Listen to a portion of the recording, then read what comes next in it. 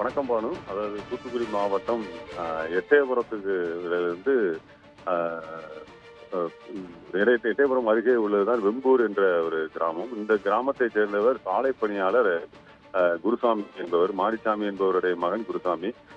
இவர் இன்றைக்கு காலையில அவருடைய தன்னுடைய இருசக்கர வாகனத்திலிருந்து பெட்ரோல் நிரப்புவதற்காக அவர் புறப்பட்டு மதுரை அந்த தேசிய நெடுஞ்சாலையில் அவர் சென்றுள்ளார்.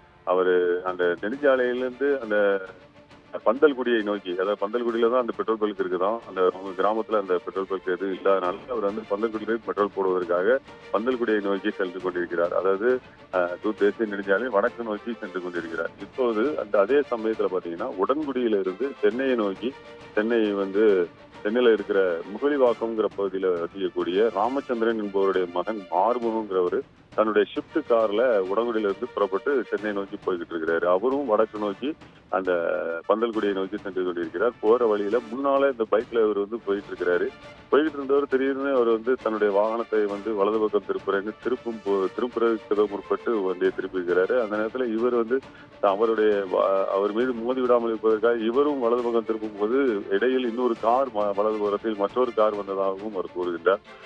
அந்த வாகனத்தில் மோதிவிடக்கூடாது என்பதற்காக மீண்டுமாக இடதுபுறம் திருப்பும் போது இவருடைய அந்த இருசக்கர வாகனத்தில் மோதியதாகவும், இதில் அந்த இடத்திலேயே சம்பவ இடத்திலேயே அவர் பலியாகி அந்த இடத்திலேயே உயிரிழந்துள்ளார்.